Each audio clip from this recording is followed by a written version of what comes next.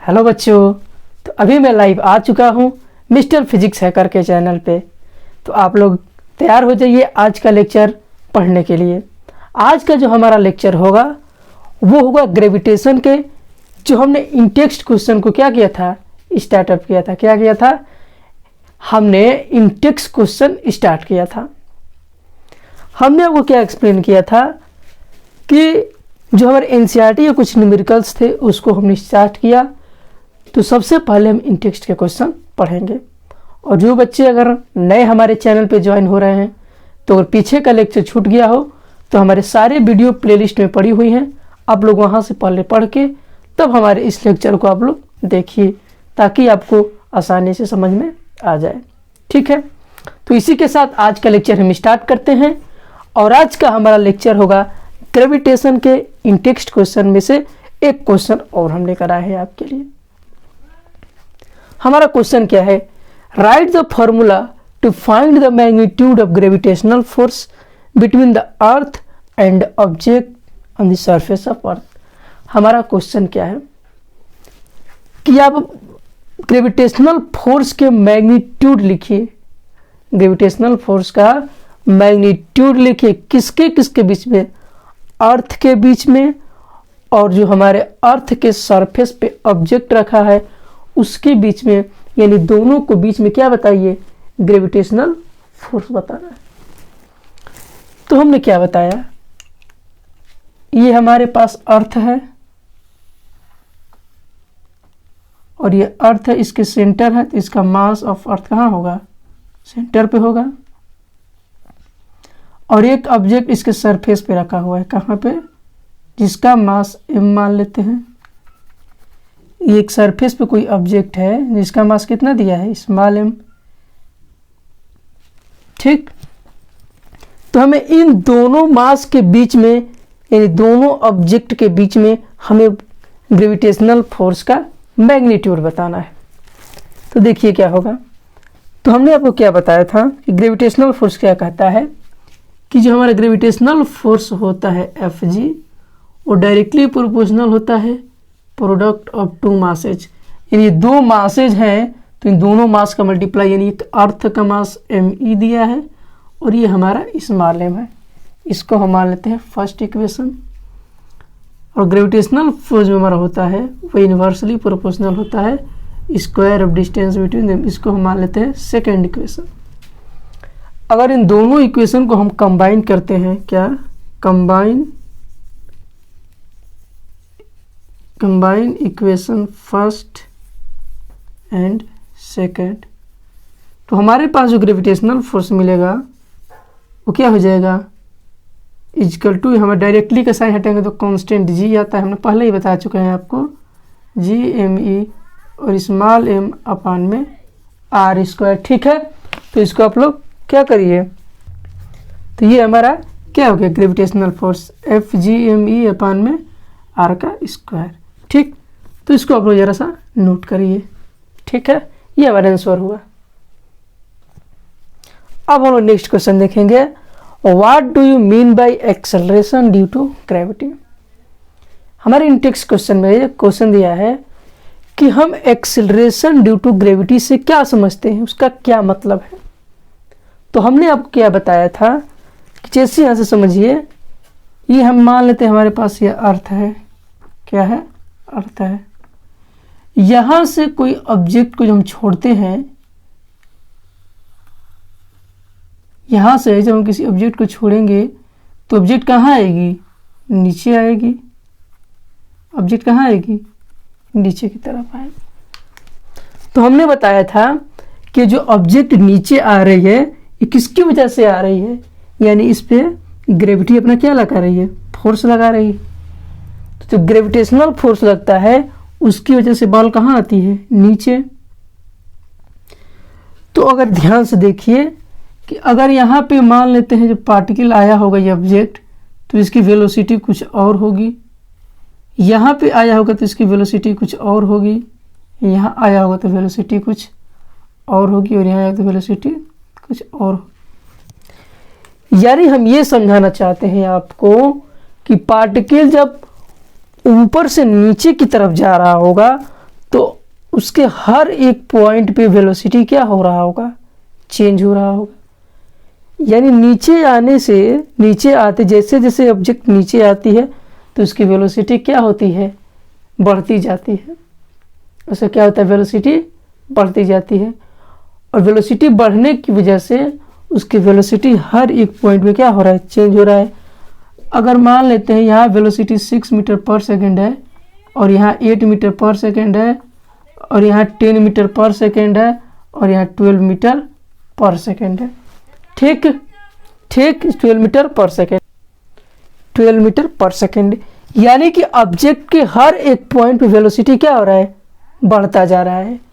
तो एक वेलोसिटी बढ़ता जा रहा है, यानी कि वेलोसिटी क्या हो रहा है, चेंज हो रहा है।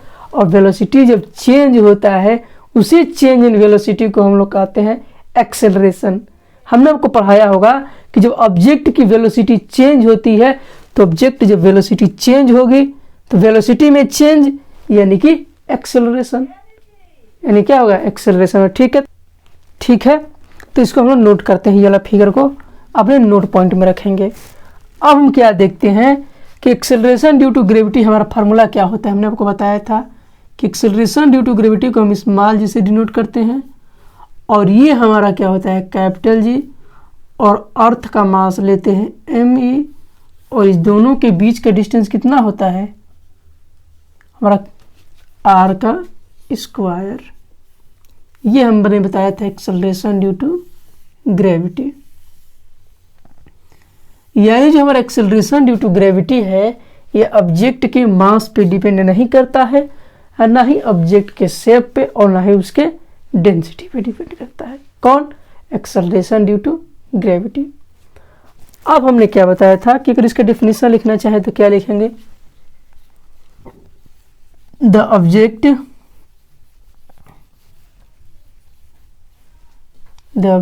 falls towards the center of earth and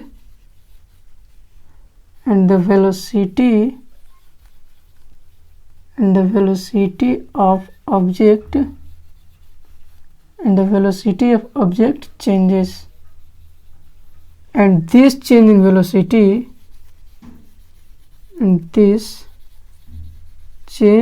velocity produce acceleration in the body is known as acceleration due to gravity। यानी हमने क्या समझाया कि जब कोई भी ऑब्जेक्ट अर्थ के सेंटर की तरफ फॉल होती है तो उस ऑब्जेक्ट की वेलोसिटी चेंज होती है और यह जो वेलोसिटी चेंज होती है वो प्रोड्यूस करता है एक्सेलरेशन बॉडी में, और इसी को हम लोग कहते हैं एक्सेलरेशन किसकी वजह से हो रहा है, ग्रेविटी की वजह से हो रहा है। ठीक, तो इस क्वेश्चन का जो हमारा पूरा आंसर है इसको आप लोग अपने नोटबुक में क्या कर लीजिए, इसको नोट कर लीजिए। तो वीडियो को पॉज करके इसको नोट करिए। ठीक, अब हमारा नेक्स्ट क्वेश्चन क्या है, हमने भी 2 क्वेश्चन कर लिया। अब हमारा तीसरा क्वेश्चन क्या कहता है, what are the difference between mass and the weight of an object. Object के मास और वेट के बीच में हम डिफरेंस बताएंगे। तो हमने आपको नोटबुक में यानी कि रिवीजन जब हमने कराया था उसमें भी आपको लिखवाया था, और जब हम आपको थ्योरी पढ़ा रहे थे उस समय भी आपको बताया था मास और वेट के बीच में क्या डिफरेंस होता है। तो एक बार ध्यान से और समझ लीजिए, मैं आपको इस इंटेस्ट क्वेश्चन हर एक क्वेश्चन को कराऊंगा, कोई भी क्वेश्चन नहीं छोड़ूंगा, क्योंकि आपको हर एक क्वेश्चन इंपॉर्टेंट है एग्जाम के पॉइंट ऑफ व्यू से। यानी कि हर एक क्वेश्चन को हम लोग कम से कम 2 या 3 बार डील कर लें ताकि एग्जाम में जाए तो हम सारे क्वेश्चन को आसानी से लिख सकें। तो हमने आपको एक एक करके मास और वेट का डिफरेंस बता रहे हैं, ध्यान से सुनिएगा। हमने आपको पहला क्या बताया था कि मास जो होता है, मास ये बॉडी के किसको बताता है? अमाउंट को बताता है। हम लिखवाएंगे नहीं, समझा दे रहे हैं शॉर्ट में, क्योंकि हमने 2 बार लिखवा चुके हैं आपको। तो मास किसको बताता है? बॉडी के अमाउंट को, कि हमारे बॉडी का कितना अमाउंट है, यानी 5 kg का है, 6 kg का है, 7 kg का है, क्योंकि मास को हम लोग kg में करते हैं, इसलिए हमारा मास जो है क्या बताता है? बॉडी के अमाउंट को।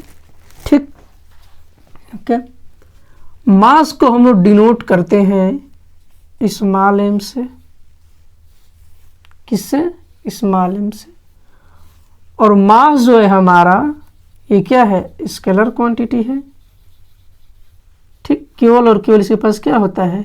मैग्नीट्यूड होता है। हमने आपको सारा बताया था। ठीक, अब हमने आपको क्या बताया था कि मास जो होता है हमारा, ये कांस्टेंट होता है। मास क्या होता है? कांस्टेंट होता है। कहाँ? हर एक प्लेस पे। ठीक, मास हमारा क्या रहता है? कांस्टेंट रहता है। और मास हमारा क्या है? स्केलर क्वांटिटी है। इसको डिनोट करते हैं m से, और ये हमारा क्या बताता है? बॉडी के अमाउंट को बताता है। ठीक, और अगर मास के यूनिट की बात कर लें तो मास का यूनिट क्या होता है? kg। क्या होता है? kg। ठीक, ये हमने आपको बताया था। मास जो है बॉडी के अमाउंट को बताता है, और मास जो है हमारा स्मॉल m को डिनोट करता है। मास एक स्केलर क्वांटिटी है। मास जो है क्या होता है? कांस्टेंट होता है, और इसका यूनिट जो होता है क्या होता है? kg होता है। और वेट हमने आपको क्या बताया था कि वेट जो है वो एक तरह का क्या है? फोर्स है, जो कहाँ लगता है? अर्थ की तरफ। और कितना वैल्यू होता है? W=mg। ठीक, वेट जो है एक तरह का फोर्स है, जो ऑब्जेक्ट की किस डायरेक्शन में लगता है? अर्थ के डायरेक्शन में। ऑब्जेक्ट जो है अर्थ के डायरेक्शन की तरफ, यानी अर्थ क्या लगाती है? ऑब्जेक्ट पे फोर्स लगाती है अर्थ के डायरेक्शन की तरफ। हमने क्या बताया था कि W जो वेट का यूनिट हमने क्या बताया था? न्यूटन, क्योंकि ये एक तरह का क्या है? फोर्स है। और इसको डिनोट किससे करते हैं? वेट को W से। W किससे डिनोट करते हैं? W से वेट को। और हमारा वेट जो है, ये हमारा वेट हर जगह कांस्टेंट नहीं रहता है। क्या होता है? प्लेस टू प्लेस चेंज होता है। ठीक, और वेट की अगर हम यूनिट की बात कर लें तो हमारा क्या होता है? kg। और वेट जो हमारा कांस्टेंट नहीं होता है। ठीक, और वेट जो हमारा होता है ये एक वेक्टर क्वांटिटी होता है। इसमें हम लोग मैग्नीट्यूड की तो बात करते हैं, प्लस डायरेक्शन की भी बात कर लेते हैं इसमें। ठीक, और इसका डायरेक्शन कहाँ होता है? अर्थ की तरफ। कहाँ होता है? अर्थ के तरफ। ठीक है, तो इसको आप लोग नोट कर लीजिए। हम नेक्स्ट क्वेश्चन आपको बताते हैं। ठीक है, नोट करिए इसको। ठीक है, तो ये हमारा क्या हुआ? डिफरेंस है मास और वेट का। अब हम क्या आपको एक पॉइंट बता देते हैं, और वेट जो है हमारा, ये कैन बी 0, यानी कि हमारा वेट क्या हो सकता है? 0 हो सकता है। वेट क्या हो सकता है हमारा? 0 हो सकता है। लेकिन मास जो है हमारा, मास कैन नॉट बी 0, यानी हमारा मास 0 नहीं हो सकता है। ये हमारे क्या थे? कुछ इंपॉर्टेंट पॉइंट थे। ठीक, तो ये मास और वेट के बीच में डिफरेंस है। ये हमारा इंपॉर्टेंट क्वेश्चन है। एग्जाम में ये क्वेश्चन पूछा जा सकता है। जो आपके स्कूल वगैरह में एग्जाम्स होते हैं, यूनिट टेस्ट या हाफ ईयरली, उसमें जो क्वेश्चन बहुत ही इंपॉर्टेंट रोल अदा करने वाला है, क्योंकि क्वेश्चन हर एक एग्जाम के पॉइंट ऑफ व्यू से इंपॉर्टेंट है। ठीक है, तो इसको नोट करिए। हम इसको इरेज करते हैं और नेक्स्ट क्वेश्चन को देखते हैं। अब देखेंगे हम नेक्स्ट क्वेश्चन। अभी हमने 3 क्वेश्चन देखा, और हमारा चौथा क्वेश्चन है आज के लेक्चर को, और वो क्वेश्चन जो है very very most important question है। क्या है? इंपॉर्टेंट क्वेश्चन है। ये एग्जाम्स में आपको पूछा जा सकता है। तो जरा इसको ध्यान से आप लोग पढ़िए, जरा ध्यान से समझने का प्रयास करिए, ठीक है। क्वेश्चन क्या कह रहा है कि why is it difficult to hold a school bag having strap made a thin and strong string. कहता क्या है कि जो हमारा स्कूल का बैग है, देखिए होंगे यहाँ पे जो स्कूल वाला बैग होता है वहाँ पे उसकी एरिया अगर पतली हो, क्वेश्चन क्या कह रहा है कि अगर वो रिबन स्ट्रैप जो है हमारा अगर पतला होता है तो हमें बैग को होल्ड करने में क्या होता है, दिक्कत होता है, यानी कि डिफिकल्टी फील होती है। तो इसका क्या रीज़न है, क्यों ऐसा होता है कि अगर जो हम बैग का जो स्ट्रैप है, रिबन स्ट्रिंग है, अगर वो पतला हो जाए, अगर वो थीन हो जाए तो हमें क्यों डिफिकल्टी फील होती है। यानी कि कहने का मतलब है, अगर इसका आंसर लिखना चाहे तो क्या लिखेंगे कि वी नो, हम लोग क्या जानते हैं, pressure is equal to force upon area, हम जानते हैं। यानी कहने का मतलब क्या हुआ कि वहाँ जो रिबन होता है स्ट्रैप, वहाँ अगर पतला हुआ तो उसकी एरिया क्या होगी, कम होगी, यानी कम एरिया कवर करेगा। तो जब एरिया अगर यहाँ के कम कवर करेगा, जब एरिया कम होगा तो प्रेशर क्या होगा, ज़्यादा होगा। इसलिए अगर वो पतला होगा स्ट्रैप तो वहाँ पे एरिया कम होगा, और जब एरिया कम होगा तो प्रेशर वहाँ पे क्या लगेगा, ज़्यादा लगेगा। प्रेशर अगर ज़्यादा लगेगा तो यही रीज़न है कि हमें डिफ़िकल्टी फील होगा। तो इसलिए हम अगर उसको क्या बनाएंगे, चौड़ा बनाएंगे, अगर थिक बता देंगे उसको ब्रॉड, इन चौड़ा जब होगा वो तो एरिया ज़्यादा हो जाएगा, और जब एरिया ज़्यादा हो जाएगा तो प्रेशर कम होगा। लेकिन ये क्वेश्चन हमारा ये नहीं है, क्वेश्चन हमारा ये है कि अगर वो थिन हो जाए, पतला हो जाए तो क्यों डिफ़िकल्टी होता है, क्योंकि वहाँ पे एरिया कम हो जाता है, और जब एरिया कम कवर करेगा तो प्रेशर क्या होगा, ज़्यादा होगा, ठीक। तो यही इसका रीज़न है। तो यहाँ पे क्या लिखेंगे, बिकॉज, क्वेश्चन में क्या लिखेंगे, बिकॉज प्रेशर इज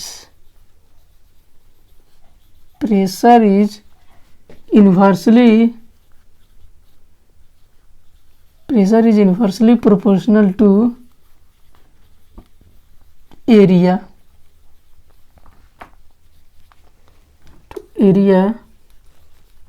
so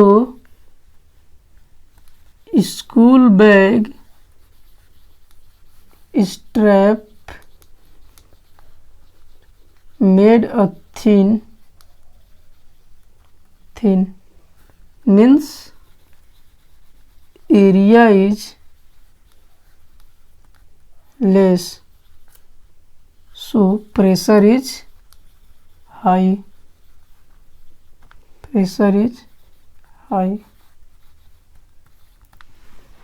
मतलब कि प्रेशर जो है इन्वर्सली प्रोपोर्शनल टू क्या होता है, एरिया। प्रेशर इन्वर्स क्या है, एरिया। सो अगर यदि स्कूल बैग स्टेप पतला बनेगा मतलब कि एरिया क्या होगा, कम होगा, इसलिए प्रेशर हमारा हाई हो जाएगा, और जब प्रेशर हाई हो जाएगा तो हमें डिफिकल्टी फील होगी। इसलिए यहाँ पे जो छोटे बच्चे होते हैं वहाँ पे क्या बनाया जाता है, यहाँ पे चौड़े तरफ का जो बैग क्या बनाता है उसका एरिया क्या होगा, ज़्यादा, ठीक। तो ये हमारा था आज का ये क्वेश्चन, ठीक। तो इसको आप ज़रा सा नोट करिए वीडियो को पॉज करके, ठीक है। आपको वीडियो को पॉज करके इसको नोट कर लीजिए। तो आज का जो हमारा लेक्चर है यहीं पे समाप्त करते हैं आज का लेक्चर। और आज जो है हमारा न्यूमेरिकल का सेकेंड पार्ट था, और कुछ हमने आज न्यूमेरिकल 3 या 4 न्यूमेरिकल हमने आज किया। तो ऐसे ही करते करते हम यानी कि थोड़े थोड़े जितने हमारे क्वेश्चन हैं एक एक क्वेश्चन को क्या करेंगे, डील करते हुए चलेंगे। हम एनसीईआरटी के एक भी क्वेश्चन को नहीं छोड़ेंगे।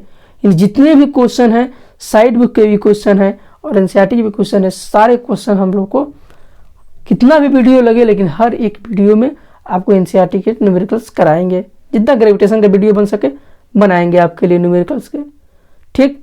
क्योंकि ग्रेविटेशनल के जो है मोस्ट इंपॉर्टेंट हमारे क्या है, न्यूमेरिकल्स हैं। और हम न्यूमेरिकल्स सॉल्व कर लेंगे तो हमारा कंसेप्ट क्लियर हो जाएगा, ठीक है। तो आज के लेक्चर यहीं पे क्या करते हैं, समाप्त करते हैं। और वीडियो को आप लाइक कमेंट शेयर करना ना भूलें, और जितना ज़्यादा से ज़्यादा हो अपने दोस्तों के यहाँ वीडियो को शेयर करें, ठीक है। Okay, best of luck. चलते हैं आज इतने ही। Okay, best of luck.